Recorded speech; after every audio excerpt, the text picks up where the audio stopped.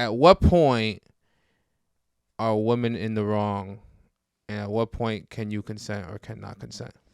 I would say that if you're a respectful dude and she's really drunk and you've offered up your place for her to sleep, then please don't try to do something with her, because that's just giving like necrophilia vibes. Like, what do you want to have sex with, like an unconscious drunk woman?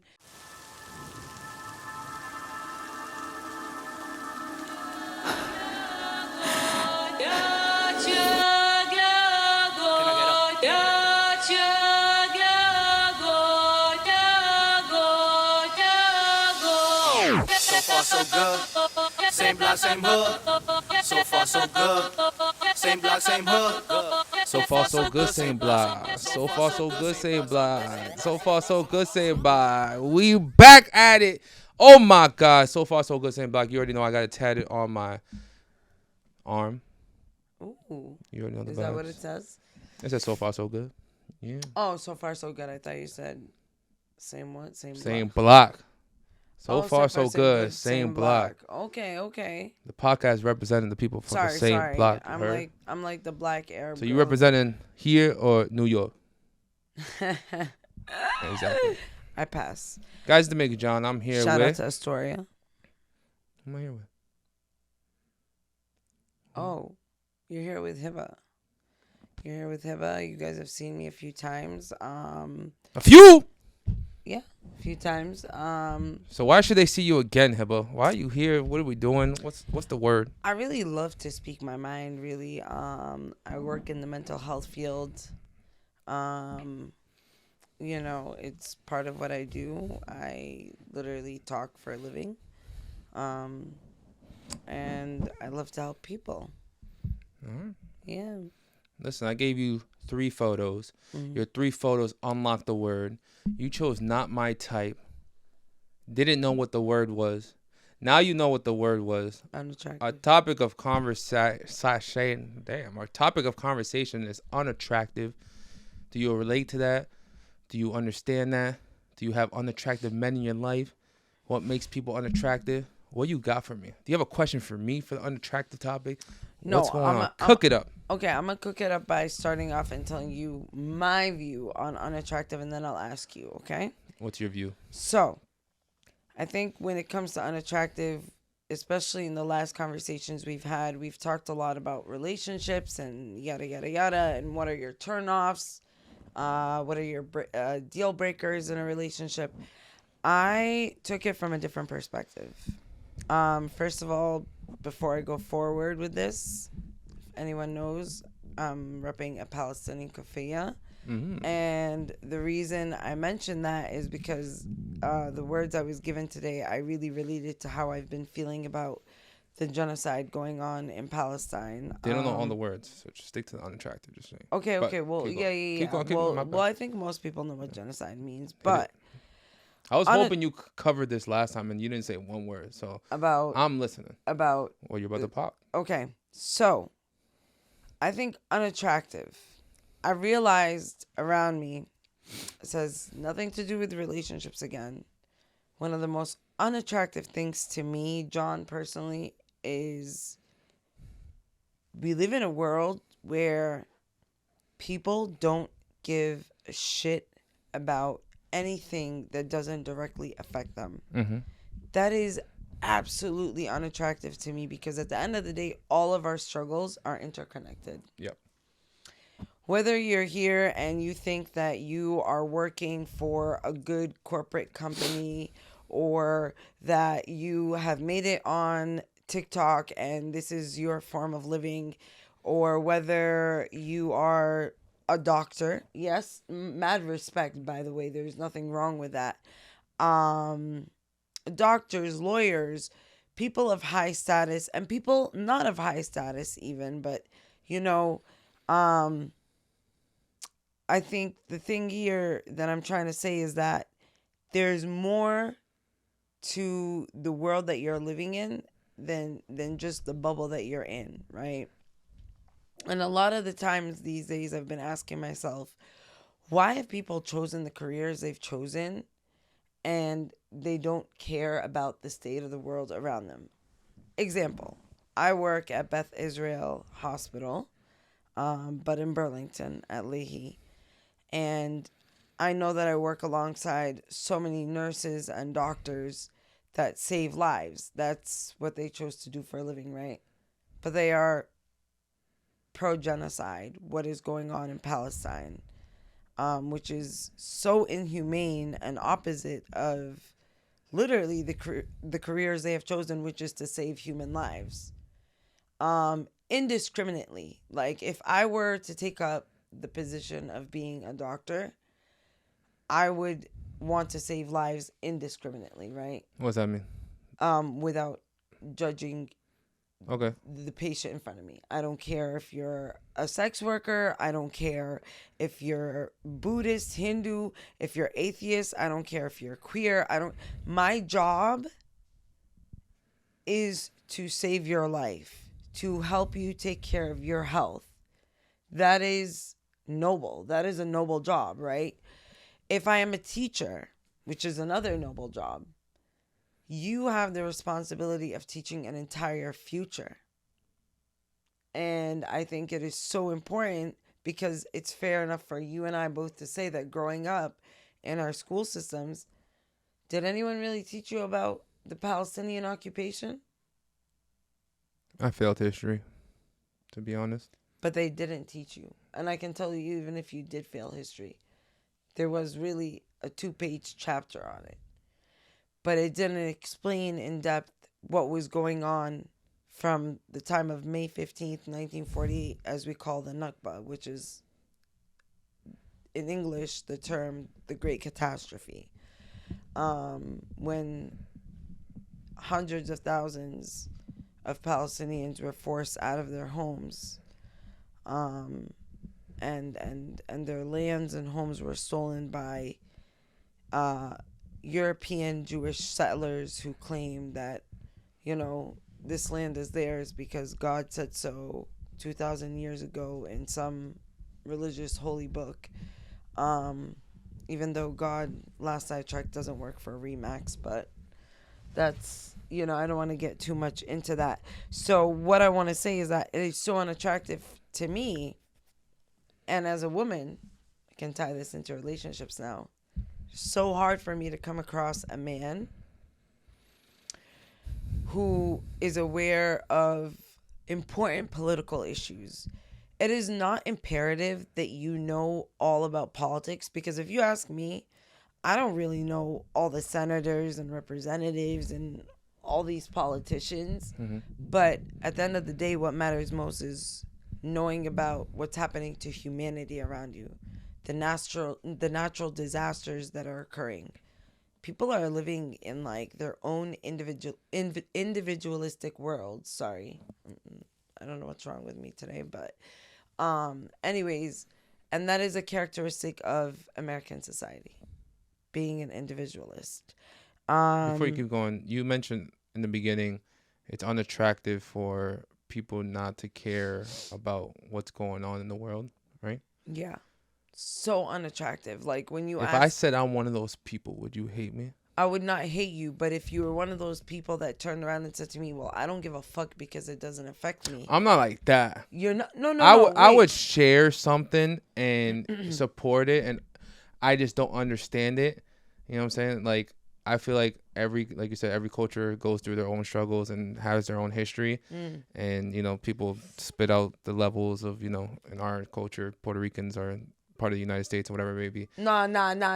They are not part of the United States. They are colonized by the United States. They are colonized just like Palestinians are colonized by Israel. But continue. Okay. Like I said, we all have our own struggles. We have our own history. But like, I'm more of a, if I stay quiet, and because I'm uneducated, it's better that since I don't know what I'm going to say or do, I might as well just not be part of the conversation. I respect that. But listen, as you do that, actively listen and actively ask questions, and never hold back from asking questions. Listen, here's the truth. I don't know what denomination of Christianity you grew up with, but something I've learned over time is that a lot of my friends, especially my Latino friends, have grown up evangelical.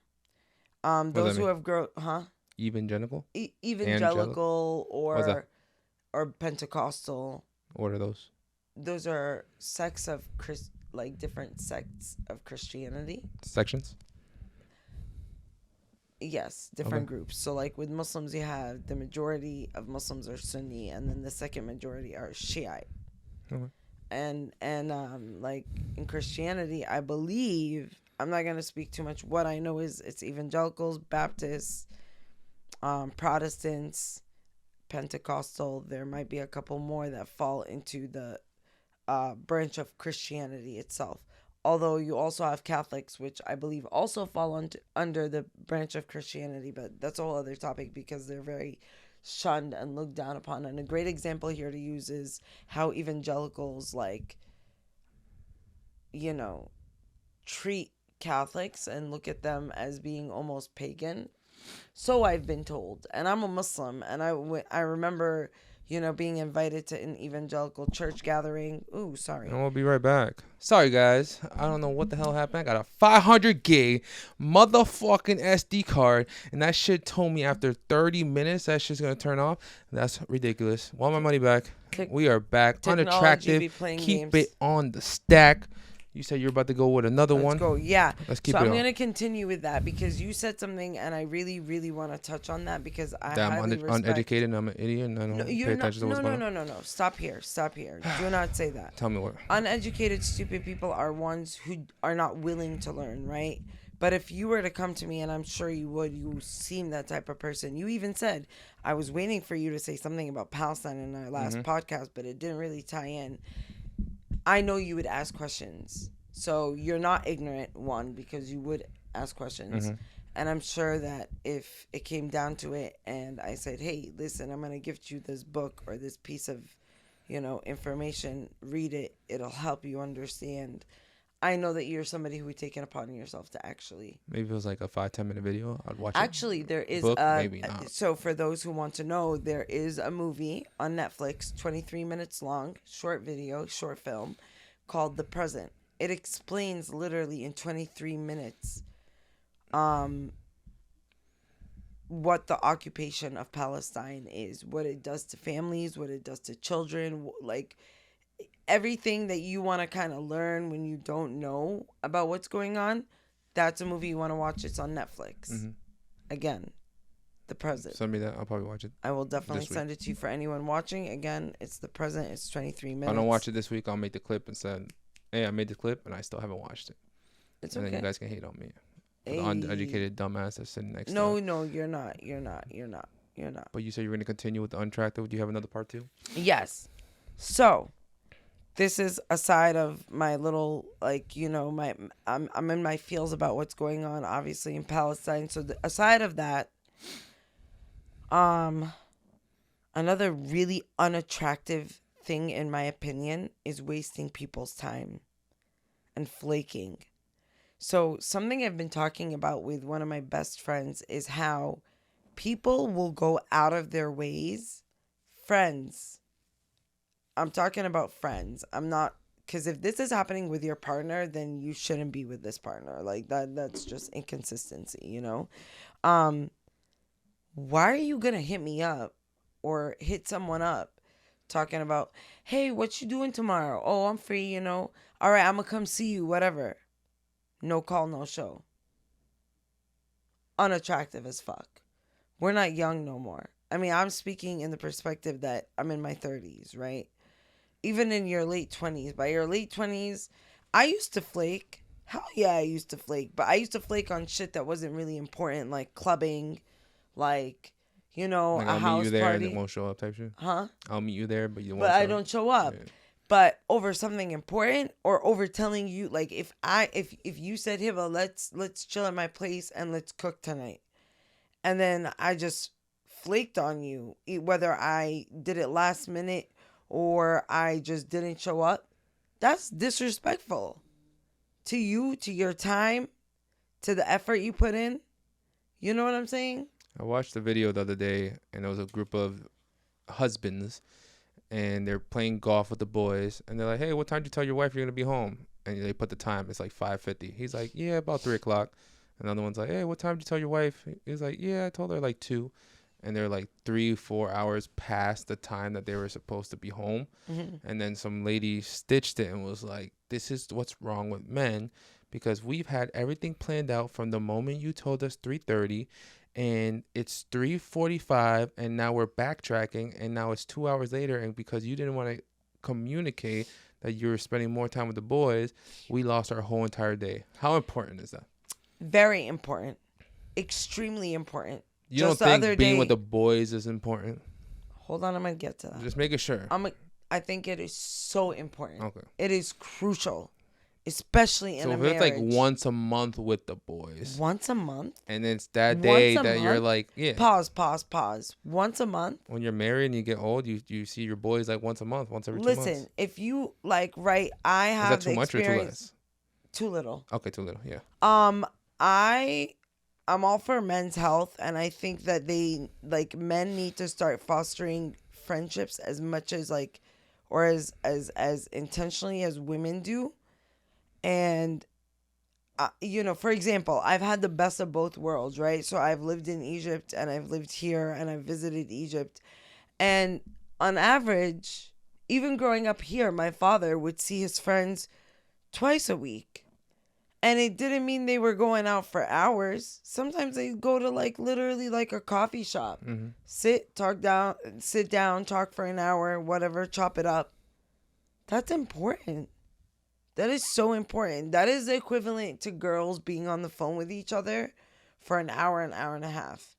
And I can tell you right now, being a stay-at-home mom, for example, which is a full-time job and a half. It's 2 full-time jobs with just one child. Right? That mom has her support system, most likely. Friends who might be stay-at-home moms, an aunt, a mother, someone she can call, spend time talking to them. Men, on the other hand, are most likely the breadwinners in a marriage, in a family, right? So I definitely want to see my future husband or my future, serious partner, and I don't like using the word boyfriend because what? Honestly, Jonn, you're my boyfriend. Okay. But not like that. You know what I mean? You're my guy friend, right? But my man is my man. This is my protector, my provider, whatever. He deserves that. You know what I'm saying? If he came to me and said, hey, listen, Friday night, after work, me and the guys are going to go out and grab a bite. No problem. You've worked all week, especially if it's communicated ahead of time. Once a month? Okay, life gets tough, whatever. Although we live in the city of Worcester, so I can tell you right now, I have seen people that are mothers, fathers, in relationships together or not. They're out every single weekend. I'm not trying to talk shit, but I know that that's not going to be me. You know what I'm saying? Well, the once a month thing that I mentioned was more I've been on the opposite side of helping my female friends understand, hey, when was the last time he hung out with the boys? Oh, he hasn't seen the boys in 2 months. But it's very important that we watch our show tonight. Your show shouldn't be that important. Your show is not running away. You know what I'm saying? Your show is there. You know what I'm saying? It's there. But his time with his boys is needed. Just like you sit down, and I'm saying this right now, I'm looking directly at the camera because I'm addressing this to women. Woman to woman. You need that time to talk to your girlfriends or to your sister or to your cousin or to your mom. Why is it that he can't have that away from you? Because let's be serious. Men have a hard time being more vulnerable about their feelings because of the way society has built them to be, toxic masculinity and yada, yada, yada. And honestly, I have talked to so many of my guy friends, and I find that when they have a boys' night without the girls, they're able to open up. Mm-hmm. They talk to each other more. They need that. They need that emotional support. And at the end of the day, we can complain all we want about men, but it is so important to remember we are the anchor of society as women. So if we are the anchor of society as women, then we need to, be fair and realize that their needs are different than ours. Like, I'm okay with not seeing one of my girlfriends for a month, but I'm not okay with not talking to her for that long. Whereas men are more physical beings and they're more comfortable doing these things in person and talking to their friends in person, even their significant others. They don't really like doing this shit over the phone or through text. You know what I'm saying? So, yeah, as long as it's equal, you get your time too. Set a schedule. Say like let's be reasonable. Twice a month you get to be with the boys. Twice a month I get to be with the girls. So, I'm trying to get into the love language lifestyle, and I still don't understand it completely. I do understand, some people, phone calls and that's their love language, and some people hug and that's their love language, and some people this and that's their love language. But I have friends that like I think I'm cool with, but then they're like, "Oh yeah, John's my best friend in the whole entire world," and I'll call him and text him whenever I can. And then I'm like, I won't call you and text you whenever I can. Not in the sense that you're not my best friend, the sense of like I don't call and text, you know what I'm saying? I show my love by motivating people and bringing them to a higher power with me, you know what I'm saying? Yeah, but are you also filling up your cup? Always filling up my cup. Okay. I fill That's up my important. cup, fill up other people's cups. And I feel like that's my love language. Is that a love language? It is a love language. Okay. It's a beautiful love language. As long as you're taking care of yourself, because if you're not, then you can't take care of the ones you love. Let's be serious. So I have a friend the other day that called me for like an hour, and I just stayed on the phone, and I was working, I was vibing, I didn't care. But like I personally wouldn't stay on the phone with somebody for an hour and waste my day. You know what I'm saying? And I have a cousin now that like he's sending me videos that's funny, and we relate to a lot of things, so it's cool when he sends it. But when everyone else sends it, I'm like, my boy, stop sending me videos. This shit's not funny. This shit's not motivating me. I don't want you guys to send me motherfucking videos because we do not have the same fucking humor. You The heard it videos here are first. fucking trash. But there's a couple people that I can send certain topics to, and they can send me certain topics to. Because they get your humor. Yeah. They get your humor. They get where you're coming from, the work that you're doing. They're not just sending you anything, blah. Like today, great example. Our last podcast, you were trying to tell me about something with Trey Songz and yada, yada, yada. Next thing you know, I found the clip for the first time today. And when I listened to it, I was like, Tyrese. Who did I say? You say Trey Songz. Trace. Tyrese that said that he's you a should slut. get back But- into a relationship And I when you're listened to the heartbroken. clip. How'd you feel about it? 'Cause And it felt honestly, good. I was one of those people that always said, no, that you need time to heal. You need time to heal. And then I heard the whole part about the depression. And as somebody who struggles with depression, severe anxiety, and SI, which is suicidal ideation, and who has been taking care of herself. And, it's been since I was 17 that I've, can say thankfully, and I'm proud of myself, I've never had attempts and I know how to handle myself better. But when I heard him say that, I was like, he's right. We shouldn't The be dude alone. is right. Because I always talk about how we're created as human beings to be in community with one another. And you know what? At the end of the day, what's meant for you is meant for you. Something can be in between both your lips and it's not meant for you. And something can be in between two mountains and it's meant for you, right? So let's say you're madly in love with this person. You guys broke it off, whatever the case is. Next thing you know, you're off, you're dating, you're meeting people, whatever. You haven't taken the whole 5-year hiatus like I've taken. And you meet someone incredible. Why not? Or it could go the other way. Sorry, don't want to interrupt you. You go out, you see people. You shared a beautiful video about this. The couple that separated for 13 months and they dated people and da-da-da-da. You thought it was beautiful? Honestly, I wouldn't, maybe the word beautiful isn't it, but I found it to be very Acceptable? the dating part was a bit much for me. But if you separated for 13 months, to be honest, because even if you don't say dating, you still went out and fucked other people. That part is tough for me. Like, I don't know if I'd be okay with that. I think if we sat down and had a conversation, I'd say that's the red line. Like, we're gonna get separated, but if you're gonna sleep with anyone, or if you're gonna even like entertain anyone, because let's not forget. Well, if you break up to be by yourself. Right, but this is different. They were married, they divorced, they didn't divorce, they separated. Oh, well, we don't know the situation, but they separated. Separation usually legally means that you're not together, but you haven't had a divorce. I know this because my parents separated. Okay. So you're still married. You still have full spousal rights. So the whole part at the end where it was like we dated people, blah, blah, blah, it didn't sit with me well because of my culture. And to me, that's considered cheating.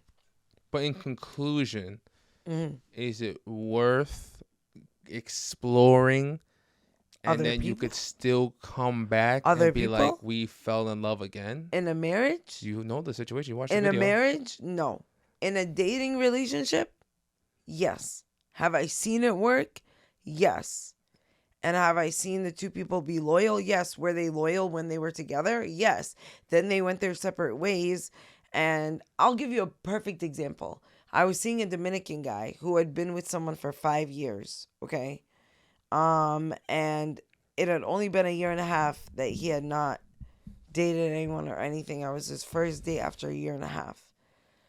And I ended up helping him work through his emotions, and he's now married to this girl with a house and a child. And I never slept with him. None of that. I don't know if he slept with other girls. But the point is, they separated, and they didn't separate for that 1.5 years. They separated for literally 3.5 years, then got back together.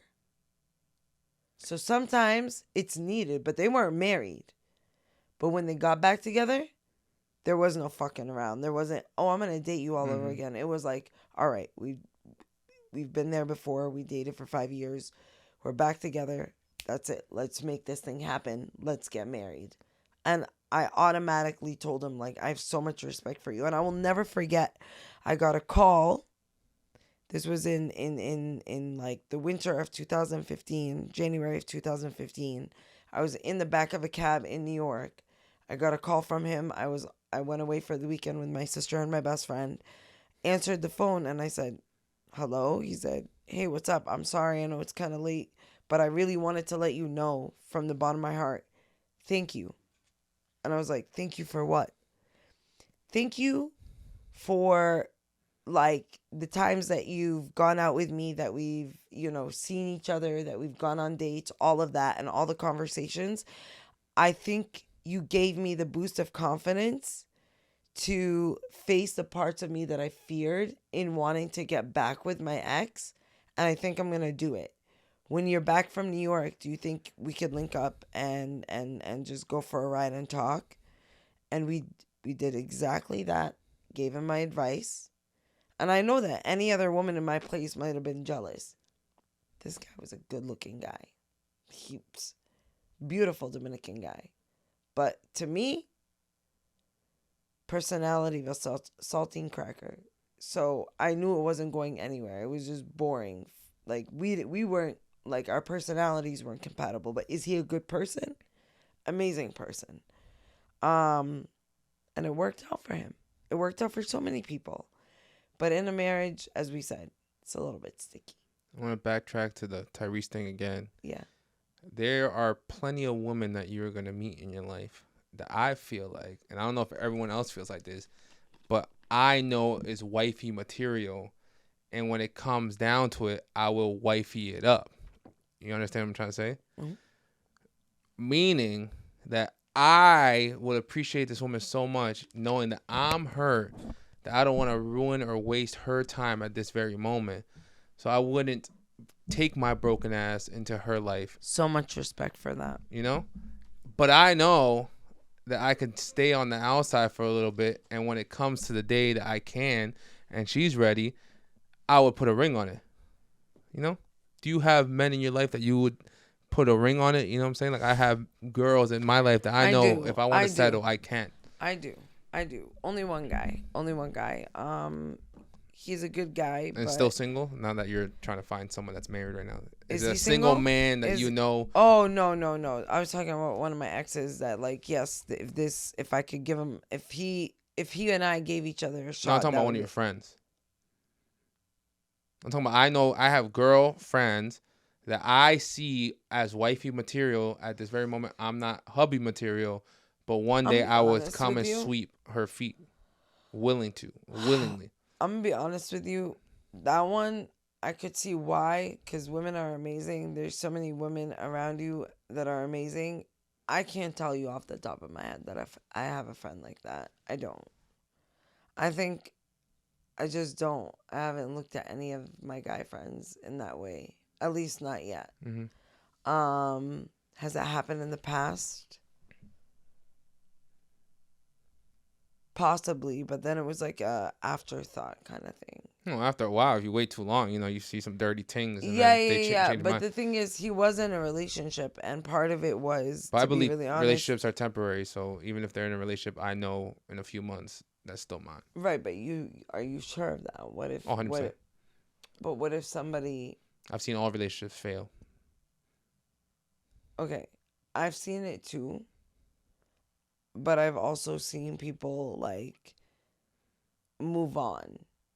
Like, they're not... Like, I lost my chance? Or move on? No. Move on, like, not that you lost your chance, but if you don't speak up, I guess, yeah. But in the sense that, like, I'll give a great example.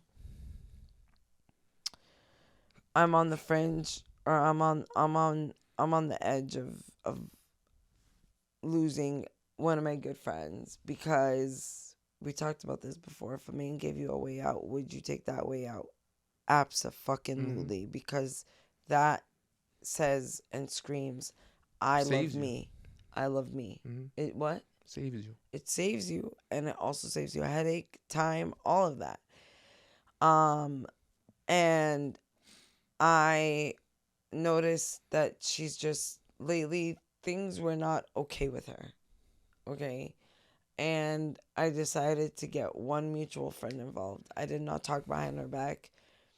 She framed it that way. She framed it as if I was talking about her business, all this shit. And in the end, I said to her, it's just been really, really hard to get through to you. I didn't know what else to do. And it's not just me alone. And I'm going to have to be honest with you. It's a bunch of your girlfriends going to the same guy, same mutual guy friend, to vent to about this situation. And I think you need to start doing some serious inner work. Even if you're in therapy, that doesn't mean jack shit. Sorry. It doesn't mean jack shit. People can go to therapy and not be honest with their therapist, right? And so when I expressed this to her, I was the bad guy. You talk behind my back. It wasn't any of your business to know. And all of that, because I found out that the man that she was really fantasizing for the last couple of years that she was going to get back with,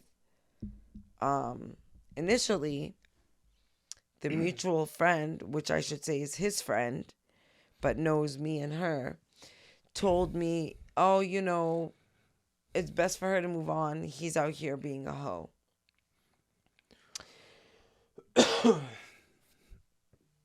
And then I had to have a talk with him again. And he was like, listen, I kind of sugarcoated it. I was like, what do you mean you sugarcoated it? He said, he's not being a hoe at all. He's madly in love with someone and he's on his way to get married. I said, like, he's getting engaged? And he was like, yeah.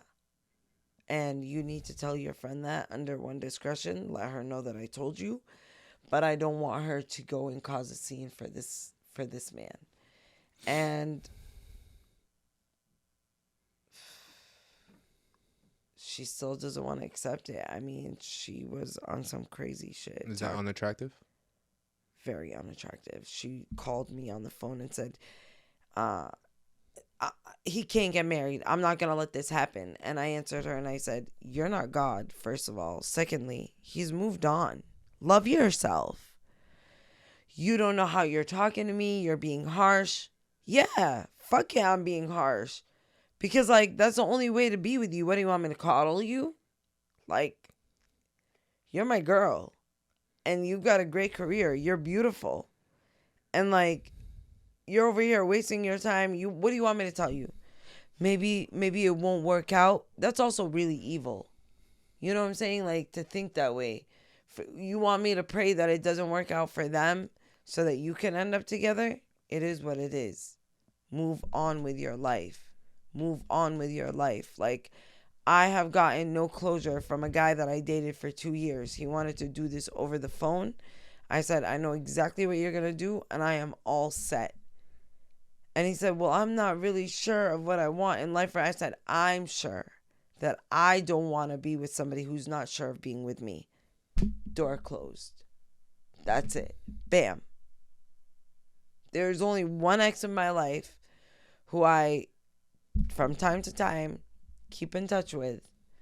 And just last week, I had to cut him off because on Valentine's Day, he decided to send me a flirtatious message. I responded. You're a little too personal. Huh? You're a little too personal, buddy. I know, but this is sure? good. This is good to share. Okay. So I responded back, and then I saw he responded back, and he deleted it.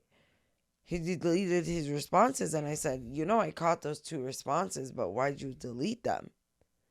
And his answer was, I'm kind of talking to someone right now, like I'm kind of seeing someone right now, and if for any reason, like, she caught these messages, it would cause me trouble.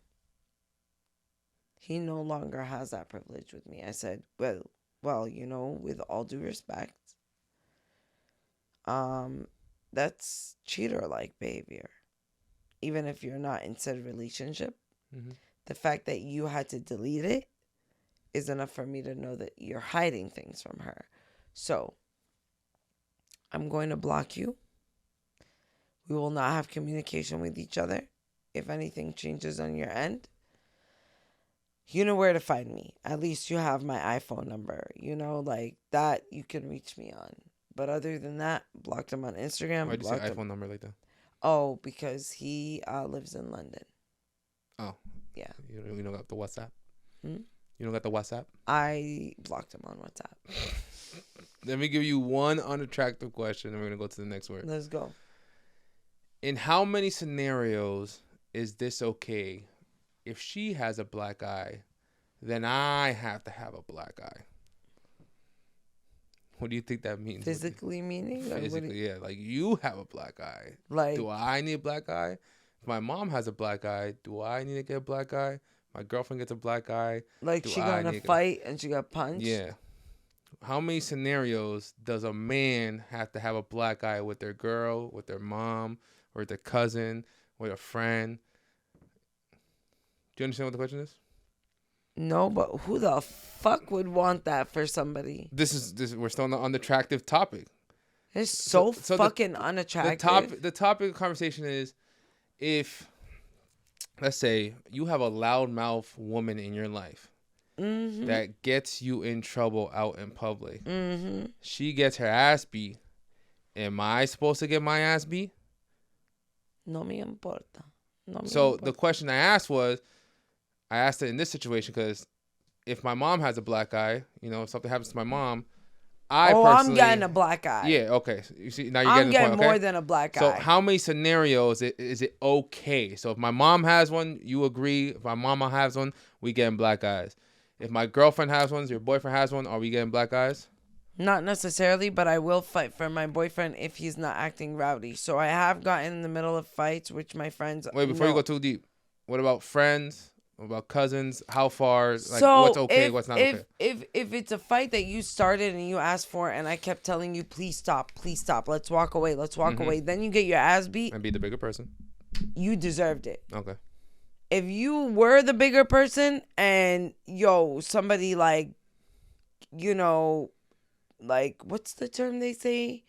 It's not sucker punch, but it's like, when somebody gets punches you in the face because they got a good angle of you without you realizing or whatever. Nah, that don't count. Caught off guard, that don't count. That's a bitch move. I'll fight for you. Anybody. Anybody? Yeah, I'm asking for people. We already said mama. That's what I'm saying. In general, if it's a girl, even if I don't know her, I'll stand up for her if it's a situation. But if in that you, situation, in that if she situation, gets caught off guard, sucker punch, but you would you're stand sitting up. over here acting a fool, whether you're a woman or a man, and somebody decides to get up and like fucking give it to you. Like I said, no me importa. It's So, not my problem. are you on Twitter? Are you on X? I used to be. I'm not that active on it, but So I've been scrolling on plenty of apps. I was scrolling TikTok back in the day. I like it Instagram a lot. They have beautiful artists and beautiful comedians. Hell yeah. But Twitter is reckless, and I could talk my shit, and I can swear, and I can flame these motherfuckers, which I've been wanting to do for years. And I'm back on Twitter going crazy. But Twitter has all your sex videos and all your fighting videos. But to the fighting videos, it's always, why didn't the men protect this woman? Why didn't the men do anything? How are these men watching this woman get slapped up or beat up? And I'm replying to every single one of these videos and letting you guys know that I would be an observer. I would be the person on the sidelines watching said woman get beat up. Why? Because I cherish my life. I care about my life.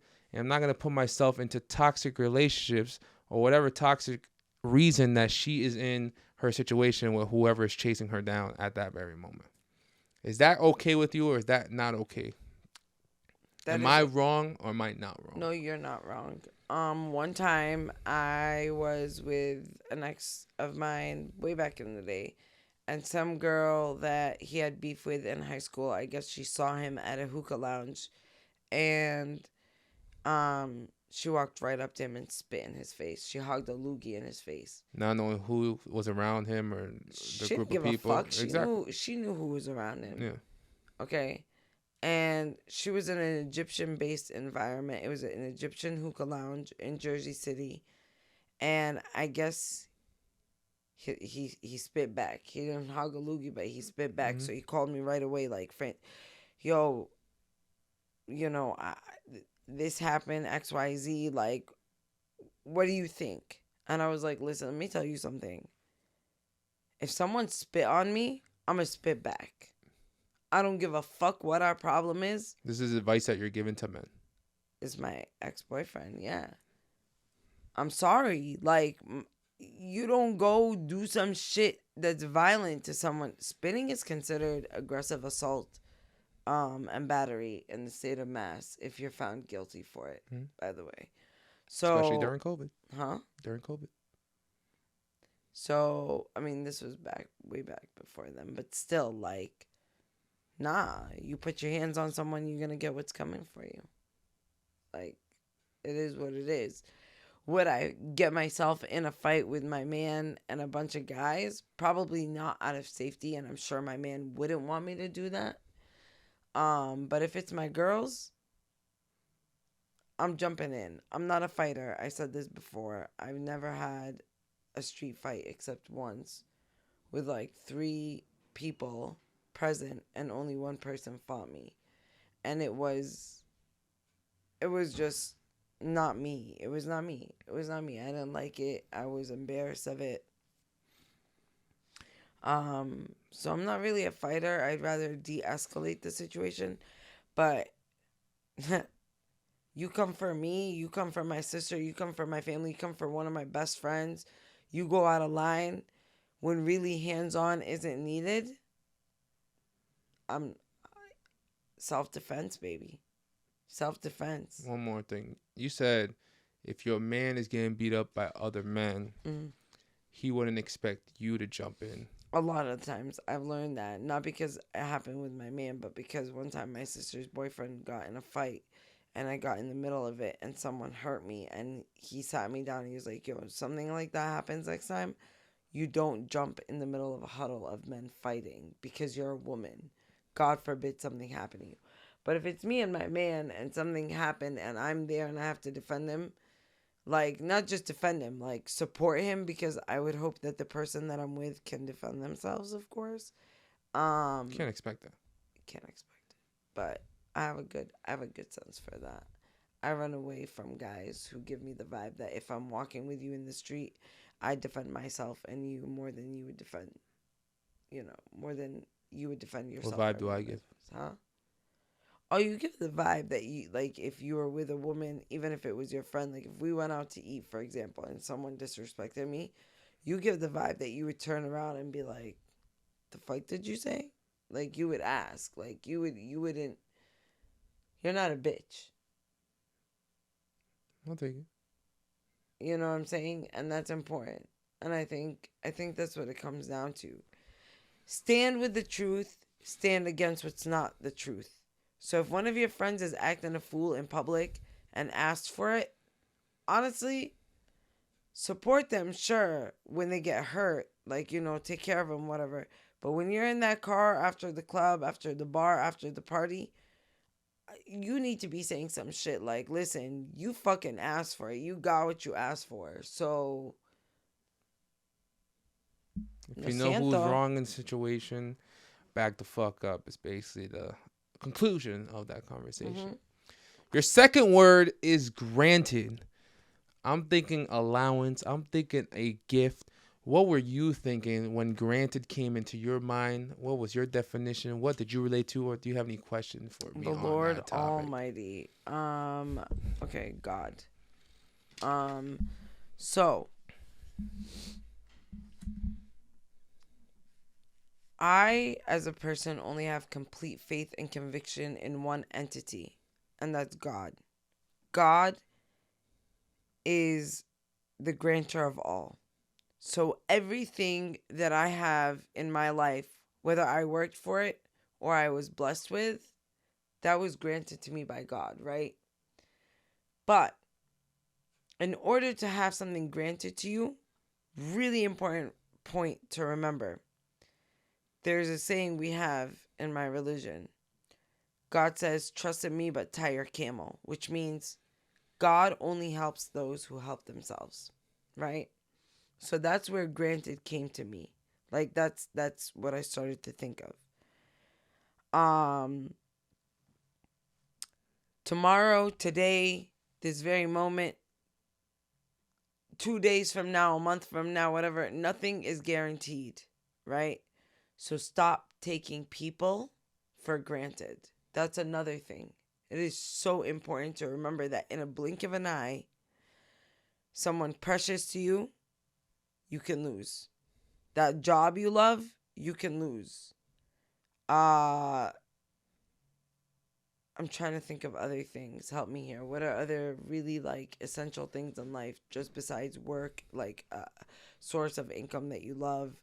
That luxurious lifestyle that you might have because you are someone who makes their money off of being a social media like guru or someone invested in you and you made it somewhere, whether it's in the rapping career or in the comedy career, or and you fucked up that connection. Okay. Or you bite the hand that feeds you, or you act arrogant after you gain just your 5 minutes of fame. Okay. So you're talking about the outcome after you receive these gifts and allowances, how you react and how you keep it within. Exactly. Keep going. I didn't write much about this because it's from the heart more. So like you say it with your chest. I'm saying it. Over here reading from the book. No, I just skimmed over it. Say it with chest. You just said it from your heart. Jonn, give it to me. Stop giving me shit. I'm giving you motivation. And you just step up. Say it with your chest. What are you going to say? From the heart. So, granted, it's always what I work for. The effort that I put in, I then reap what I sow. And that only comes from God. And every time a blessing happens, I always turn around first. And before even telling like anyone in my life, I'm like, thank you, God. Alhamdulillah, as we say in Arabic. Thank you, God. All praise and glory be to you. If it wasn't for you, and yes, my hard work, I wouldn't have earned this. Most importantly, I mentioned something else. Granted comes with taking things for granted. One morning you might wake up and find out that someone you love so dearly has an illness or is dying or has died. Have you do you as a person think about these things every morning when you wake up? Just take 10 minutes to yourself, because I do this. I don't get out of bed right away, even when I have work. I take 10, 15 minutes, set my alarm earlier so I can have 10, 15 minutes to think about the things I'm grateful for. Can I say something real quick? My parents have been telling me for years, hey, tell this person happy birthday. Hey, this person's in the hospital. Hey, something happened to this individual. Hey, it's this person's anniversary. And I never processed why any of that is important to the people I don't see every single day. But then, family's family. There's certain people in your life that has to be at a more higher pedestal. Is this more like people in DR? Do they do that thing? No, it's close family. Oh, yeah, Jonn is next to me. No.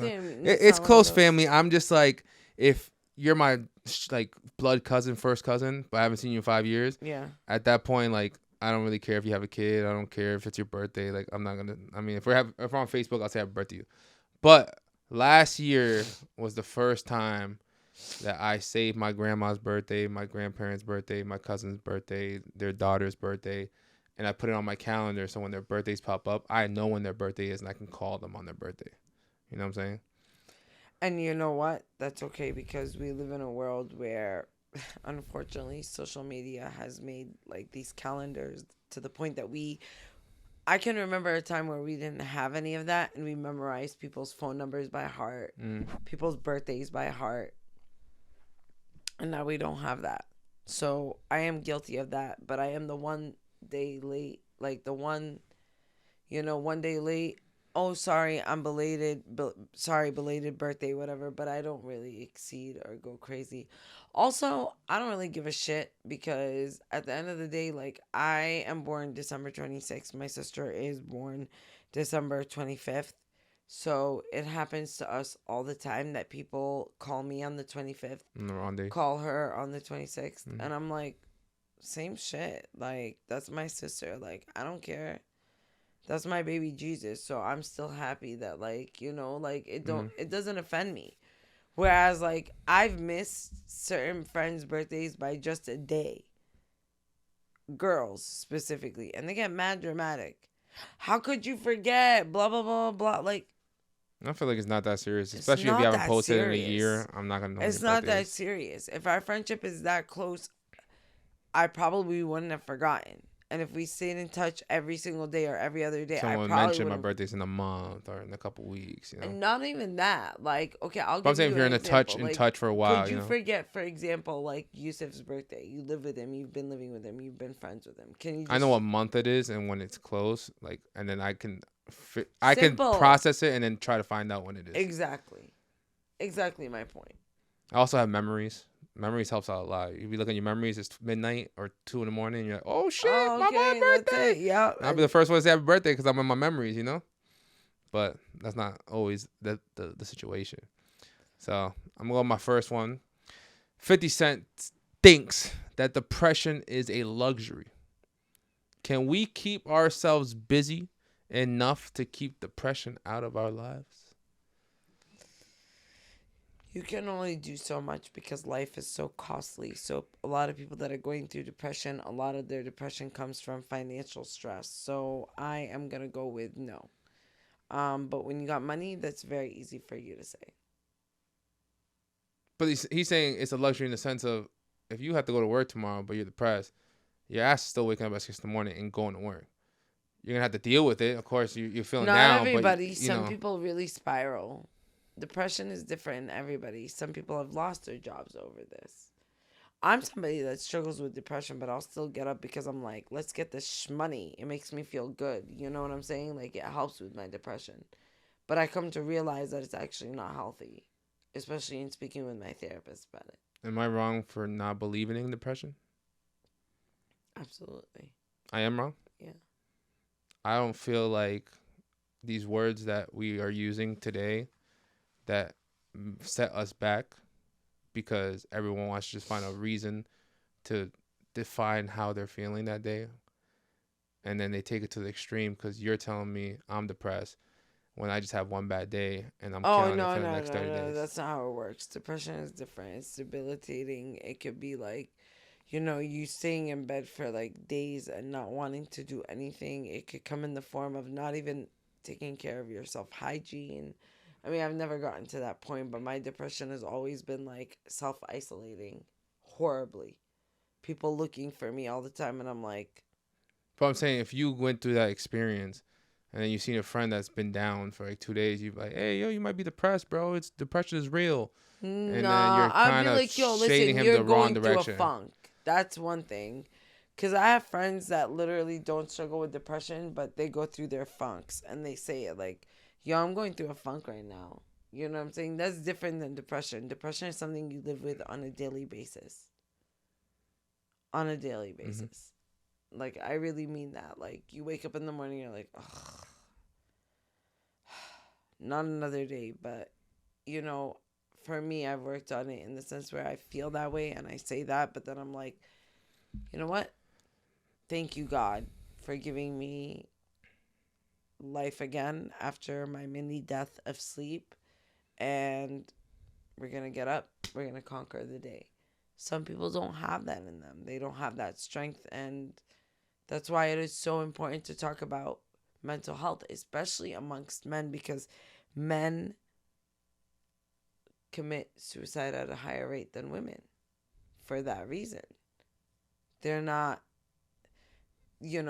people don't take them as seriously. I think that's what I have to say about that part. But did you want me to elaborate more? No, it's just whatever you want to say. But yeah, that's what I wanted to say about that part. I had a friend that said, I am depressed. He knows he's depressed. He knows he goes through his stages. But he says there are people out there going through way more shit harder than me, where then you start realizing, hey, buddy, like, life is not that hard. You need to chill the fuck out. Yeah. And that's where, like, I feel I can slap some people into sense and be like, hey, man, shut the fuck up. You know what I'm saying? My cousin once told me, and I was down bad. And I'm talking about, this happened to me. I lost money, and I lost a girl, and I lost this. And I'm like, yo, man, like, it's really not going good for me right now, and this and that. And he goes, if your only problem in life right now is money, you're not depressed. You don't have any problems. That can always come back to you tomorrow. Money comes and goes, and it's not the end all be all. I have nannied for very rich, wealthy families, and let me tell you, they, seem like some of the most depressed people. And they've got it all. Mm-hmm. They've got it all. Like, just for example, like a wine cellar that costs millions. Never mind the rest of their house and what they have, the art pieces and whatnot. But they don't even sit down and have family dinner together.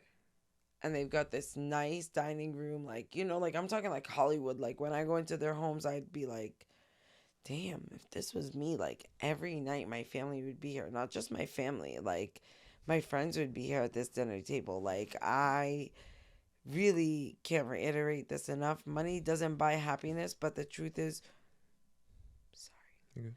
whoever said that money doesn't buy happiness wasn't exactly correct, because in the capitalistic world that we live in, money buys comfortability. So it does buy temporary happiness. But are you really happy deep down inside? Like, you might have the money to buy whatever you want at any given time. Imagine that. Like, I want that life. I wish I had the money to, like, just buy. I saw this. I like it. I'm getting a ticket to this place. I'm traveling here. But are you really happy, or are you filling a void? You know what I'm saying? Working with kids who come from rich families, you hear a lot because kids don't have a filter. So you hear things and you see things and you realize they don't have the same relationship with their parents that maybe you and I might have had, where we, like, mom and dad are always on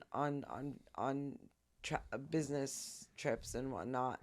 There's a lack of love that's missing. There's not having your parents around, especially at a crucial age or whatever.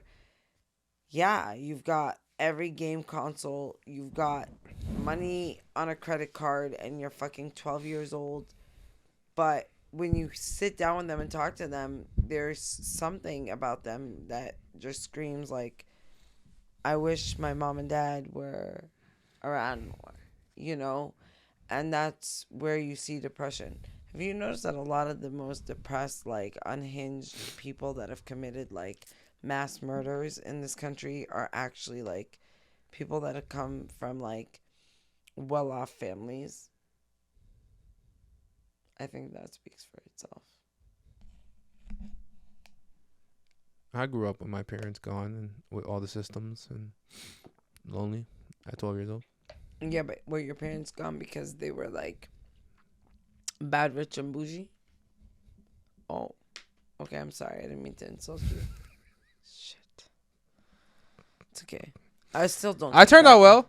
You turned out great, but did they give you love? They do. But then, you know what it is? You know how like some people envy their family and like don't want to be with their family? It's not that I don't want to be with them, but the fact that we were separated our whole entire lives because they wanted to be young with 2 kids, that I'm at an age where like I want to be independent and I don't really care too much to go visit them or be with family or do this because I grew up by myself. Because that's natural. Ain't nobody gonna blame you for that, because trust, if I was in your shoes, I'd be the same way. Yeah. You know what I'm saying? So like I agree. You know, and you're putting yourself first because unfortunately I can't say that I had the same experience. I had the opposite experience where I feel like I can't leave my mom ever because like she's always been there for me. She's been my day one. You know what I'm saying? So like I gotta be there. And even when I was in New York, I'd come once or twice a month to visit her. You know what I'm saying? Like that was important for me. Why? Because this woman made the time for me. You know what I'm saying? And your parents did too, by the way.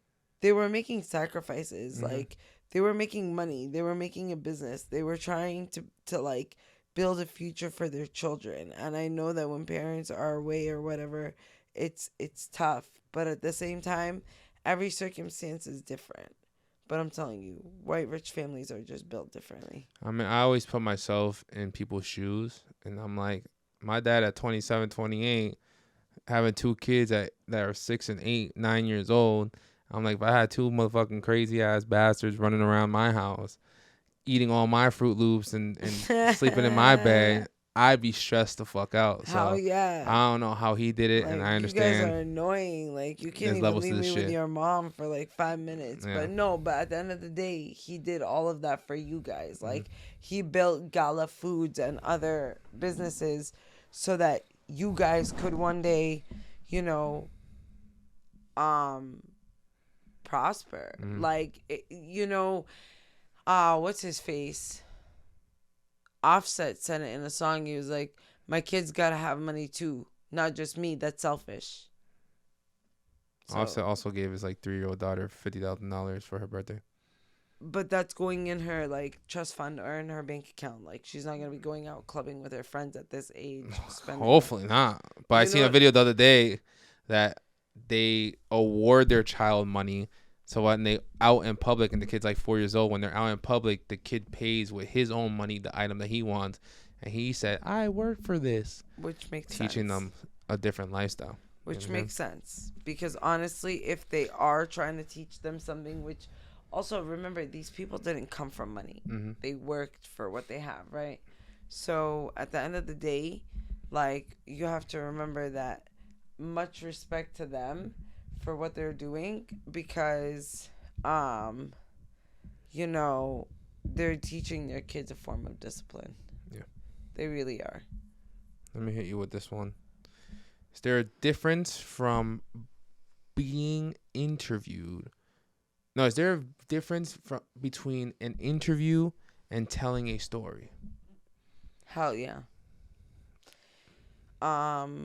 Being interviewed, you're being asked a series of questions and you're supposed to just like stick to those questions and answer them, right?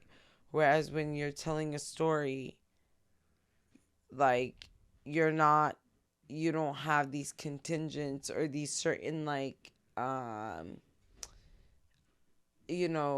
answers that you have to specific, like in an interview is like a test. Question 1, answer this, whatever. You're telling a story. Nobody's like, answer this. What's number 2? What's number 3? You're literally like what is called the stream of consciousness. You are literally just saying it all as a story. It's part of venting. It's part of telling an event that happened. It's also sometimes explaining your side of a situation, right? Whereas being interviewed, you're being questioned. So there is a difference. I brought that up because, we're podcasting, and you already know how I work with my questions, and I try to elaborate in our conversations behind the scenes. So you bring your topics, you write your notes down, you bring more value and elaborations to the podcast, where other people are just like, oh, I'm just here. I'm too high to answer this question. Oh, I don't know. Can you ask the next person?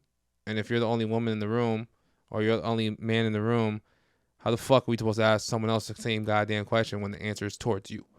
You know what I'm saying? First of all, please don't come on this podcast if you don't have a set of questions that are ready, or like in this example, Jonn giving you 3 words to talk about.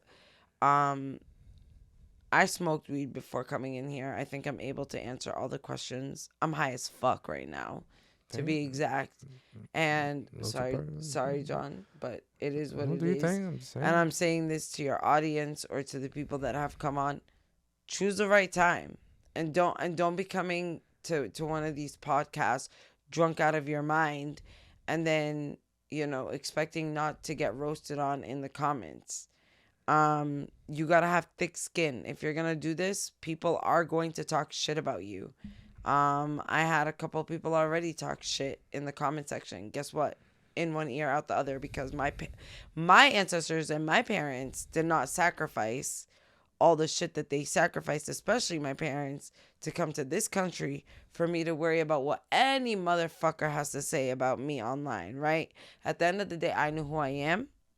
The people around me know who I am. Off the camera, on the camera, off social media, not on social media, you know who I am. I think I keep it real on the camera and in real life. In the streets. That's right. I keep it real in the streets. Just don't fuck with me. Don't fuck with me, and don't ever insult my intelligence. Is something I wanted to say. Because bitches be really pushing their limits. Bitches mean men and women in this case. My last question on this topic is, do you know what it's like to have a big brother?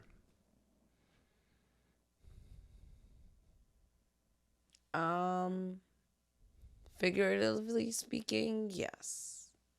I wish that I had a big brother. I would have loved to have an older brother. I get really, really, really, really sad. Not sad, but I get kind of like, what would it have been like to have an older brother? And then like all my Arab and Latina friends are like, trust me, you don't want one. You would have been like, yeah, because especially they have big brothers, right? They have older brothers, okay. So they'll be like, oh my God, he's gonna be in your ass. And then the dating aspect, and I'm like, but you have a protector. You have someone you can turn around to and be like, yo, this motherfucker messed with me. This person did this. Have you ever experienced their big brother activities that they never realized? You didn't have a big brother. Nah, they realized. I have two guy cousins. One time we were in Egypt, and my mom we had just moved to like one of our apartment, like me, my mom, my sister, and my dad's apartment in Egypt. And my mom sent us out to go to the market, and she said, get me a dustpan, a broom, and a couple other things, because we had just moved in the apartment. And these guys, so my cousins, my 2 male cousins, who were at the time only 13 and 15, were ahead of us. And there's a car behind me and my sister and our 2 other girl cousins that's just literally driving so close to us. So like we're walking and they're like behind us, trailing us, and like flashing their lights and trying to like scare us so that we'd like jump, or like, and that was their way of like catcalling, or like, I don't know what you want to fucking call it, but that's harassment. that is street harassment. That is sexual harassment. And Amen. I'm just standing in the back and I'm like, guys, walk as slow as possible, because if, they notice, as in my guy cousins, I'm not going to use names because I like to keep my family private. If they see it, it's going to be a problem. Next thing you know, they notice because the headlights. So they turn around to look and they're like, what the fuck is going on? And all I remember was them taking the broom and every fucking object that my mom had them buy, and like beating the shit out of like their car with it and telling them to get the fuck out. And that's, I want that energy. If you're gonna harass me in the fucking street, Jonn, we're friends. If anyone ever does that shit to me and you keep it moving, I'm throwing you in the basura. Like, you're literally going in the trash, because I'm just gonna look at you and be like, you're a whole ass man. You couldn't say one thing to that dude who was harassing me. You know what I'm saying? So I take it back. I have experienced big brother figures. My cousins, shout out to them. They know who they are. From my mom's side, especially my dad's side, two incredible cousins. They're just much, much older than me. But not a blood brother. And I wish I had that, because there have been many times where I've been in situations where I've had to tell like ex-boyfriends, you could not fuck with me like this if I had an older brother. It's an Arab thing. They know when to. They know that when a girl has an older brother, it's a red line. She's gonna fuck you up, my dude. So you saying that? What are women lacking that don't have big brothers compared to women that do have big brothers? You act like the fucking big brother. Right here. You act like the man. So women with no big brothers are more masculine, I'm guessing? I feel that way about myself. I've had to tell you have to stand up for yourself. I had to like pick up the phone before for my sisters with their beef and be like, listen, she might not have a big brother, but guess what? You're talking to him right now. Do I sound like a big brother? I'm obviously big bro a woman. energy. Big bro energy, but obviously I'm a girl. And it's like, a lot of the times I do gain that respect from those men. Like, I've had guys come up to me and be like, and your father's been in your life? He's not in my life. Not right now. He has been. He was in your life. Yeah. So that's not no daddy issues, no daddy there, but big brother, you had to be the big brother. I have daddy issues, but not the same daddy issues. Like, I'm seeking the love of like an older man because my dad never gave it to me. My daddy issues are, he fucked my emotional status, my physical well-being, my mental well-being, to the point that when I deal with a guy, I am very cautious. I'm still working on this. I am looking for immediate red flags like controlling behavior, temper. Even something as simple as you're mad and you throw a book across the room. What could you do next? So don't you think, even if it's negative, those are beneficial factors in your life as a woman, to see that from one man and be like, I don't want that man, or I don't want that type of man. So when you bring it to relationships, which most women still end up with those type of men, but you're supposed to figure it out, and you weren't supposed to be with that type of man. That makes sense? Yeah, that does make sense. But also keep in mind, Jonn, there's a show on Netflix, I forgot what it's called, but it's a Spanish show from Spain, and it's about a girl who literally has the best parents ever, an amazing father who gave her all the fucking love you can imagine, and she has the biggest daddy issues. Doesn't make sense. Mm-hmm. She's out here fucking over guys, killing men, and it's based on a true story. Matter of fact, I'm gonna get this because y'all need to watch this on Netflix. This bitch is wild. What are you gonna Google? The name of the Netflix show, which is Who She Is. What are you Googling right now? That's what I'm saying. Like, about her, about this show. Comment on what you're typing as you're typing. Oh, Netflix show about Spanish woman. And when I say Spanish, she's Spaniard. Spanish woman who... Let's see. Who what? They're not seeing the screen. Who what? You just stop right there? Hold on. supposed to make the commentary if they can't see the phone. I know. Oh, her name is Rosa Perla. And there's a show, like a series on Netflix about her, but then there's a documentary. Rosa Perla was essentially an unfaithful hoe in her marriage and in her relationships. And she convinced a guy who was madly in love with her to kill her ex-husband. Not her ex-husband, so she had a boyfriend, then she had another boyfriend, but she was married, she had a husband, she cheated on him, she had a boyfriend. They left each other, they had 2 kids together. When she left him for this boyfriend, she got another boyfriend too on the side. That third boyfriend, always that third fucking weirdo in the triangle, is willing to fucking kill for you. So she convinces him to chop up the body of her boyfriend, who is an incredible person to her, with an axe. And I'm not going to ruin it for all of you. You need to watch it. She still maintains her innocence, but when you watch the show, all I kept thinking was, the fuck is wrong with you, Rosa? Like, your father loved you. He never not loved you. Your mom loved you. Like, you were like a legend around, with your job. And do you want to know the best part? Guess what her position was as a career? Prostitute. We're going to use this term sex worker from now on. And no, she Was wasn't. she? Oh. No. Sex worker? No, she wasn't a sex worker.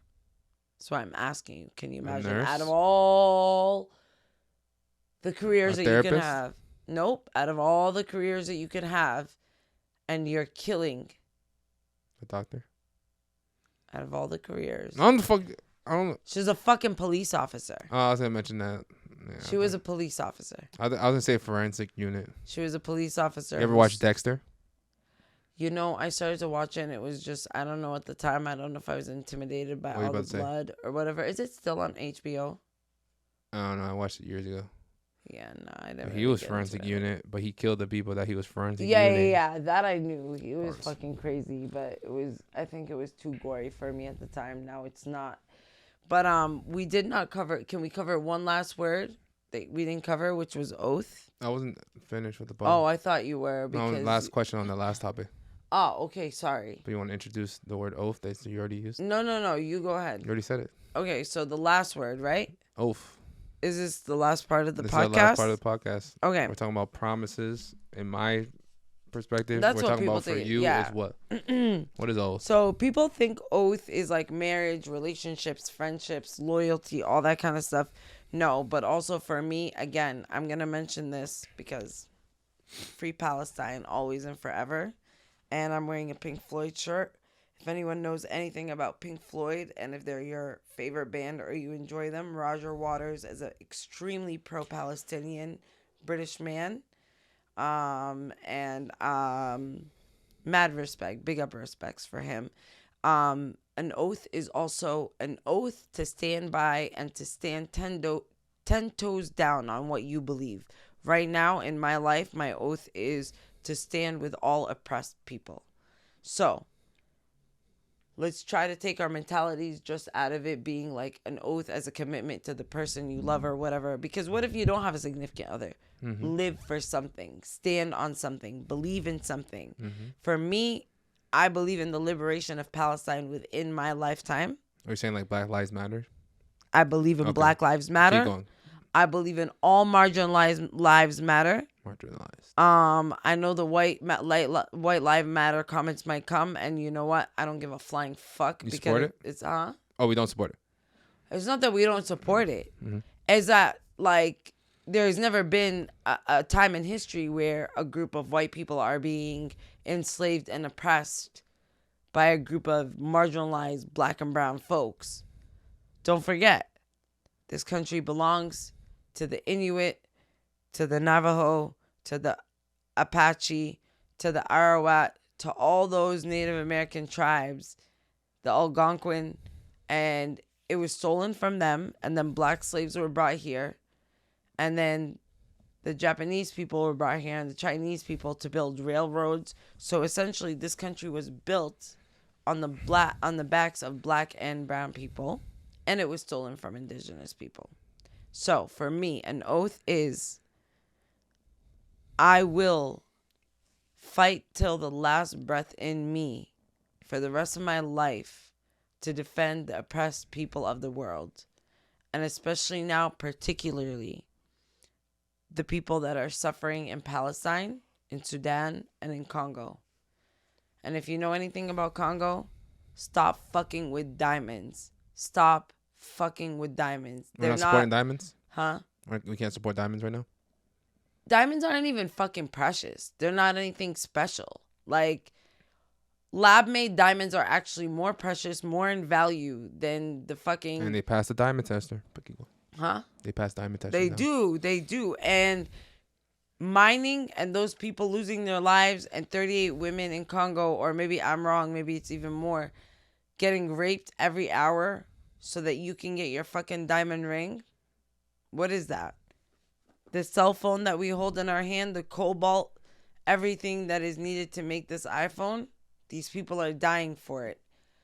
And I'll be explicit and say that they're not just dying for it. They're being forced, mothers are being forced to eat their chopped up babies. Women are being forced to sleep with 10 men at one time so you can get your fucking iPhone, you can get your iPad, you can get all this fucking technology. Best advice here is hold on to the technology that you have for as long as possible so that we can cripple that part of the economy. Stop buying fucking diamonds that are from Africa. Stop with the exploitation of people. The oath I take upon myself is to ethically shop and to sustainably shop and to know where my money is going. Is mom and pop shops? Huh? Mom and pop shops? That is a great example. Okay. But also, if you were to start a business up on your own, like, for example, I'm going to shout out... Small businesses? Huh? Small businesses? Are you Small deaf? business. Yeah, a little bit. What the fuck? I'm going to shout out Health Yourself by my friend Nate. Some of you might know him locally. This is a small business. He just juices this for $10. That's better than going to fucking Starbucks that supports genocide or McDonald's. Heard it. Huh? There's more. What other companies? McDonald's, Starbucks, and Disney are the top 3. But if I were to sit here and tell you the whole list, we would not. I mean, the list would go on. Did you see the hours. Pepsi can video? What about? That, like, the Pepsi can that we buy. And then how it turns into a missile. Uh-huh. And yep, that was a Libyan campaign. And it goes to show that, like, we think that, oh, you know what, it's just $1 Pepsi, it's not gonna do anything, blah blah blah. But that if one person is thinking that way, there are others thinking that way. So there's so much money being funneled. My skincare I've had to change. Origins, Dior dropped their fucking their modeling contract with Bella Hadid because she is half Palestinian and she supports, spoke out. Yeah, they dropped her, and guess what? They hired an Israeli, model instead. I mean, if that isn't some sort of insult, if that isn't some sort of form of racism, then I don't know what the fuck is. You know what I'm saying? Like Christian Dior. Christian Dior. With a whole... I can't do it right now. Christian Dior. Are you trying to get... I'm trying to do... What is it? I forgot what it's called. The kids R.I.P. be my boy, doing Pop it. Smoke. Rest in peace, Pop Smoke. But an oath is not just in marriage or in friendships or whatever. An oath is in sticking to what you believe. And I'm going to end it off by saying, free Palestine. It's not just a ceasefire we're asking for. We are asking for a complete dismantlement of the occupational state of Israel, an end to the occupation, free all our prisoners, and most of all, fuck off our lands. Go back to Germany, go back to Poland, go back to Ukraine, go back to wherever the fuck you came from, because we did not Holocaust people and hurt people. In the end, to be, tortured with what's going on to our people. This takes an emotional toll on me and many others. And I'm speaking as an Egyptian, so we're very clear I'm not Palestinian, but this is a, issue very close to home, as my country shares a very direct border with Palestine. And my government back home in Egypt is a pro-Israeli government, and it is sad to see. And yeah, fuck the world for not caring, and fuck the world for not, paying attention more to what's happening in Sudan and Congo as well, because we always forget black people. So we're talking about ethically and supporting culturally and small businesses, but I want to twist it up a little bit. Do you believe children should be fed their faith even if the family doesn't follow it, so that they don't go down the wrong path? It will never happen. So I say that because if the family is not practicing and is not feeding that faith, the child will never grow up in that faith. And I say that confidently because I have a cousin who my uncle is Muslim, his wife is Catholic, and he didn't really grow up Muslim or Catholic. But then I have friends whose mothers... kids were phased out on either or what are you trying to say? No, he wasn't phased out on either or. They just didn't really care to, emphasize religion. But then I have friends who are half, their moms are Catholic and their dads are Muslim. And they, before they had kids, the parents, I'm assuming from the questions I've also asked, they had an agreement that, no, the kids are going to grow up Muslim. And I have friends whose mothers are not Muslim, and they are Muslim, and they are very highly practicing. Some of them might even cover their hair, and their mothers are Catholic. They're, it all depends on the family. But I will answer that question by saying, again, if the religion is not being taught from your parents or people in your family, then you're just not going to learn until maybe one day you grow up and you have questions and you decide to do that research on your own, which does happen. Mm-hmm. It does happen. I asked literally 24 hours ago, why do people need to focus towards religion to change their ways and do the right thing? I think that religion, especially for me, is a way of life. Like Islam is a way of life, and it grounds me. And it reminds me in the moments that I am just all over the place, that there is a higher being above me, and that I am being watched in my actions. And I like it that way. Not everyone is like that. That's okay. Everyone has their preference. But I like knowing that I have a higher power above me, and that I need to use my free will, my brain and my heart, my free will, what I know is right and wrong, to make the decisions I make in life. Do I always make the correct or prohibited decisions? Not always, but c'est la vie, and this is how we learn.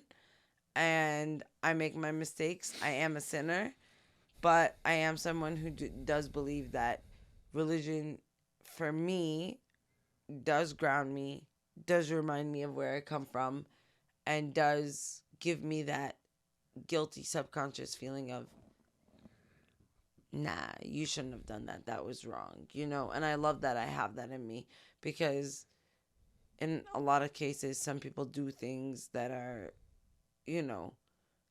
inappropriate or whatever the case may be, hurtful, whatever, but they genuinely don't give a shit because they don't have some sort of belief in a higher being or something that grounds them, a faith in something that, will judge you for how you treat people, mm-hmm. and how you conduct yourself. So I know nobody's perfect, but I've seen couples that are, let's say one of them is very religious, but they had sex before marriage. They got pregnant before marriage. One side of the relationship probably didn't think about getting married or cared about getting married. The other side's like, oh, I'm supposed to be married before I have this baby. So things to that extent where we're in a generation where we're kind of twisting what we preach and what's supposed to be, but we're not doing what we're supposed to be doing. To each their own. Some people, even though they know they got pregnant out of wedlock, they will keep a baby and they will say, you know, I fucked up, but this is a responsibility I'm going to take. A lot of the times you'll find that they like try to like, you know, build a marriage or a family with that guy. Kudos to them. If it works out, it works out. A lot of the times you resort to abortion because, you know, in this economy, it's hard to feed an extra mouth if you're not going to have the support. You know what I'm saying? A lot of women face that. Like, they know that the man that they got pregnant by, especially when it's not their husband, might just not be the most dependable guy. And then they're going to have to struggle on their own to feed an extra mouth. And is that really fair? And what about, one more time, same topic, there's these people that are doing drugs, drinking, going out, partying, waking up looking like shit, and then they change and transition. And this is what we had a conversation about earlier with Tyrese being depressed and not being alone. I understand those lonely days where you're going to transition from partying and being with these negative people in the world and cutting that negative part of your life and cutting all the things you used to do to now you're the daughter of the preacher and you're at church and you're so happy and they're posting how happy you are. Mm-hmm. No one's that happy. And in reality, you know, we all have our days. But why are we kind of promoting now that I am religious, now that I am part of this faith, now I'm smiling, I'm not drinking, I'm not smoking, I'm not partying? That's bullshit. That is bullshit. I'm Muslim. I still struggle. I am not all smiles. I respect an open sinner than a fake, you know, I'm a good Christian or I'm a good Muslim who hides their... I mean, hide your sins by all means. You don't need to share them. But when you act like higher than thou or like on your high horse, that's a whole other topic. Mm-hmm. You know what I mean? I don't think religion is the end all be all, because at the end of the day, what is religion? A lot of it is how you treat people with kindness and respect, right? And how you treat your family behind closed doors. And I know exactly what you're talking about, like that example. And you know what? It's the whole like facade of like, I believe in God and Jesus is my savior, or I believe in Allah, and which is the Arabic term for God. It's not a different God, to be exact. And my life is so perfect. Like, that is not true. Depression, mental health, all of that still exists even when you do believe in God. You're still gonna sin when you believe in God, but it's about grounding yourself and being able to turn around to that higher being between you and that entity, God, and saying, God, I messed up. Please forgive me. You know what I'm saying? But it is a good thing. It is a great thing to turn to religion when you're thinking twice about, should I do this or should I not? Is this appropriate? Or, I don't know. I feel like I might be doing a wrong thing, so I might be displeasing God. And there's nothing wrong in, like, you know, thinking that way, in my belief, because that's how I think. I think sometimes I think twice about, is this gonna, if I do this, is it gonna upset God? And then like I'm gonna get some like good old divine payback. You know what I mean? And yeah, I've definitely experienced that, and I will say that I would rather, you know, do the right thing. God gave us free will, a brain and a heart that we can think and choose with. And I think it's important that if you do believe in God and a religion, you don't need to be religious. You just need to think about God is watching you all the time. It's not about your mom, your dad, the people around you, your boyfriend, your girlfriend. It's like that relationship is between you and God. You know what I'm saying? So it is what it is. Like, at the end of the day, I think it's super important to, like, even if you don't believe in God, just ground yourself on a higher being. But then again, let's be serious. Some of the most religious people are the people that don't actually like treat people well behind closed doors. Mm-hmm. You know what I mean? I hope that answered your question. In my cultural, religious, Catholic lifestyle, they say y'all outside all weekend and then show up to church on Sundays. Is there any woman out there focused on themselves by choice? Is there any woman out there focused on themselves by choice? By choice. What do you Focus on themselves. Like, is there any woman out there that's not with a man, that's focused on themselves, that has goals, that wants to do whatever it is that has nothing to do with starting a family and cooking and cleaning and being the traditional wife? There are women like that. And the by choices, some girls there are women like have that. options, but by choice. Are there women out there that are focused on themselves, not with a man, giving it up? Yeah, there are women out there like that, and that's fine. That's their choice. That's their choice. But we talked about, I think it was us last time, where I was telling you that the guy was like, "Are you celibate?" And the girl was like, "Oh, no, I'm not." And he was like, "So you're giving a bum, you're opening your legs for a bum, but you're telling me that there's no good men out there." Yeah. I mean, listen, if you're just trying to have fun, I get why you're opening your legs to a bum. But if you are like actively saying there's no good men and I'm trying to look for a good man, but then you're opening your legs for a bum, then that's contradicting. If you want to have yourself some fun with a bum, sure, go ahead. But if you're looking for husband material, then please think twice. Keep your legs closed. And don't be giving it up to some bum. You know what I mean? There's a whole difference.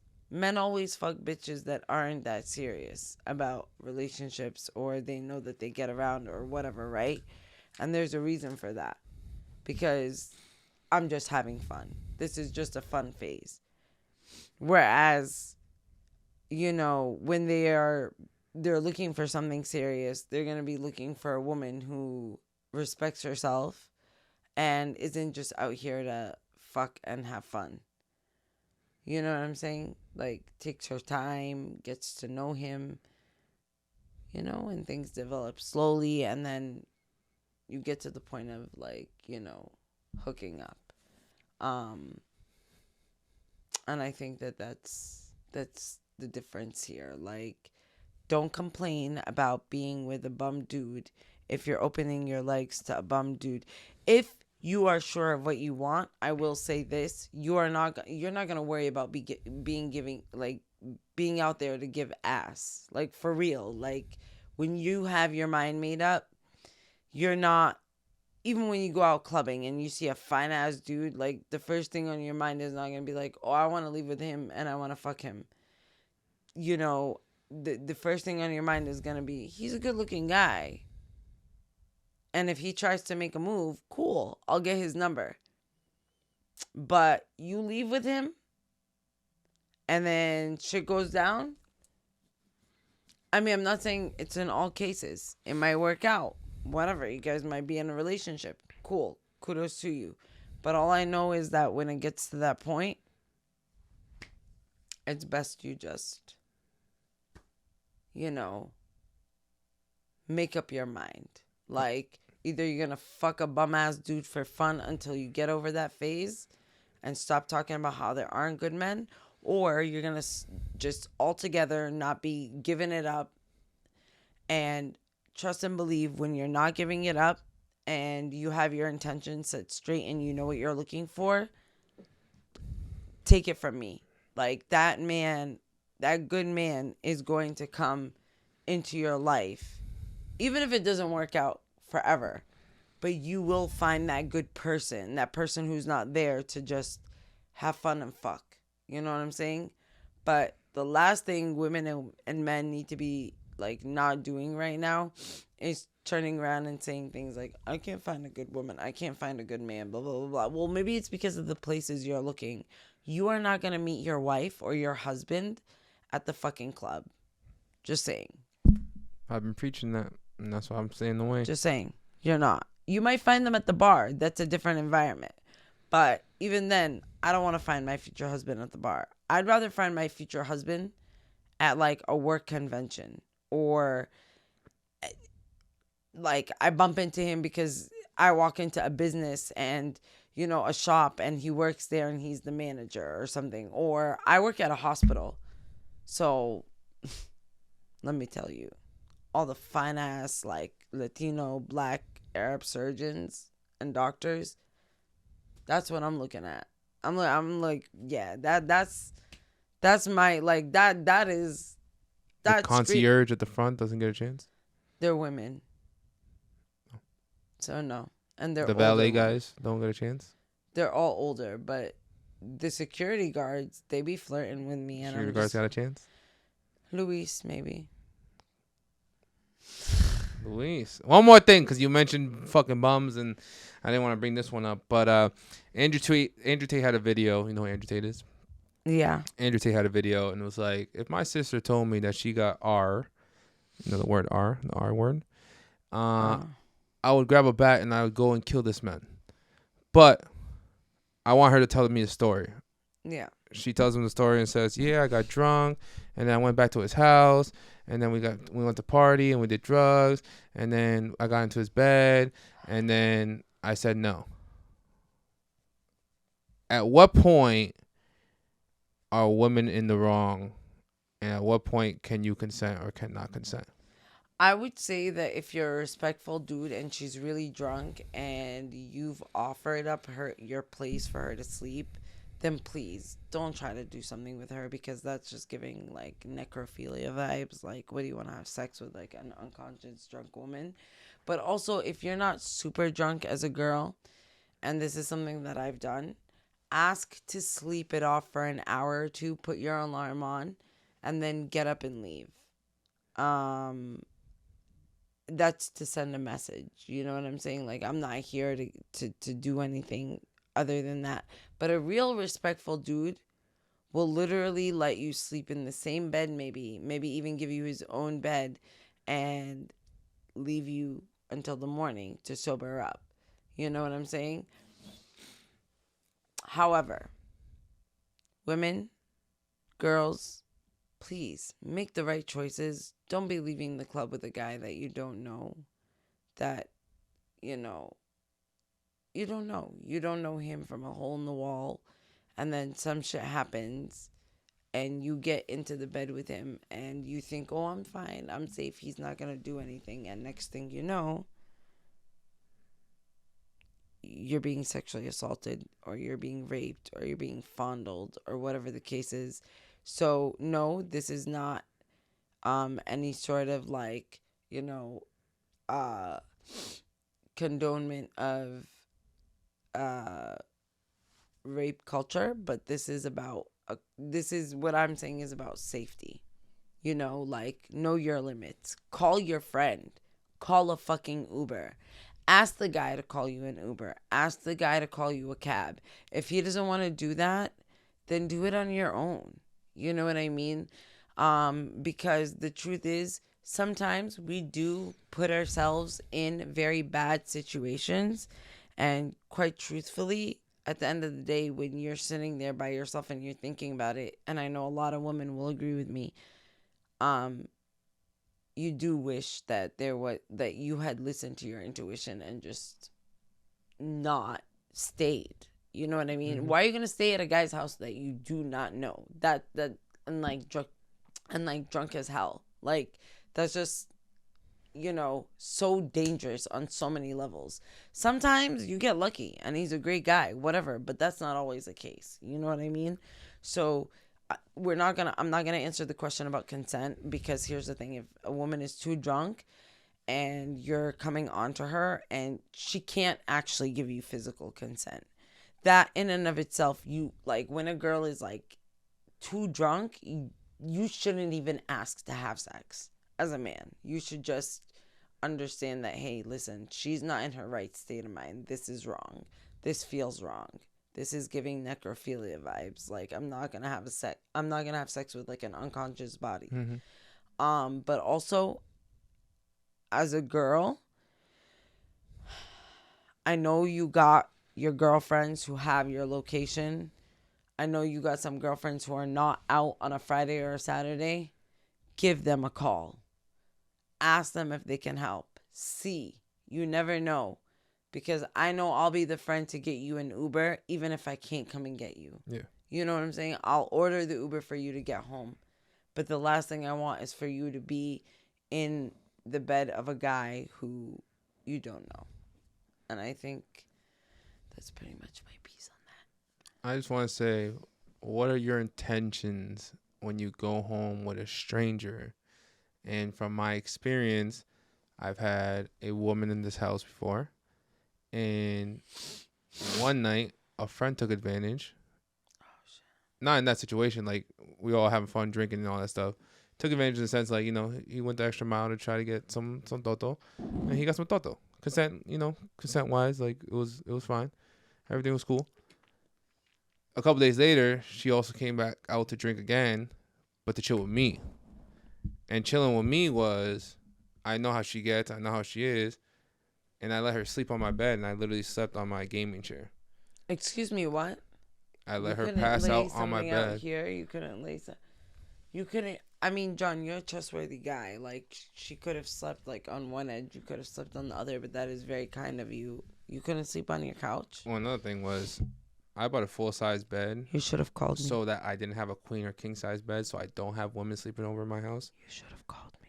I was focused on myself. But the point is, the night they drank, I was there.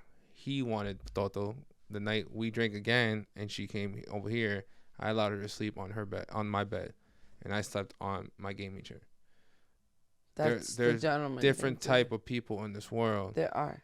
But you don't always find those different type of people. You don't. And honestly, I can't answer your question because I've never left with a stranger. That shit's scary. And that's why would you put yourself in that position? Yeah, I wouldn't. The one time that a guy asked me at like Whiskey on Water to go to his car and smoke a blunt, I was like, yeah, sure, I'm down. My friends are inside. They have my location. He was parked right across the street. He literally asked to suck my toes. So I was just like, you like that? Just no. Just it was just the moment that he asked me, I looked at him like, brother, you don't even know me. You don't know where my feet have been. That's his kink. It is his kink. He begged to see what my feet look like. What can men do for you that you like? I said, what do you like? I mean, somebody did suck my toes once. And you like that shit? It felt good, but I was looking at him and I was like, ew, motherfucker. And then you kissed him after? You kissed him after he sucked your dirty ass toes? I plead the fifth. That's disgusting. I plead the fifth. I was dating him. He was my boyfriend. What do you want me to do? You know what's funny? Ben asked, yo, you kiss your girl after you come in her mouth? And in the situation of what's going on, you know, it tends to happen, but, you know, you don't claim that shit, you feel me? But it's happened. You know what I'm saying? Oh, yeah. I've had, like, guys spit in my mouth, and I'm like, what was that? You like that shit? I do. What the fuck? You hear that, man? Spit in her mouth, suck her toes. Lewis, security. No. You already know what's up. He's not gonna know about this podcast, but oh my God, Jesus Cristo, no. Closing out. But yeah, you want to close out? I'm good. What do you want to say? Nothing. I'm just good. I'm good for the night. Yeah, me too. I'm good for the night. We've been here for 2 hours. Wow, we've been here for 2 hours. Guys, Domingo Jonn, so far so good. Same block, same hood. You know, tune in. We're gonna keep working. And as always, Free Palestine. Don't forget. A lot of Free Palestine vibes. If you're uneducated, watch a 23-minute Netflix show that I'm gonna watch this week. It's called The Present. Again, called The Present. And if anyone has my handle, please feel free to reach out and ask questions. What's the handle? Radical Beebs on Instagram, at Radical Beebs. Radical spelt the way that it is. Beebs is BEEBZ. And stop buying McDonald's, stop buying Starbucks, and stop buying diamonds.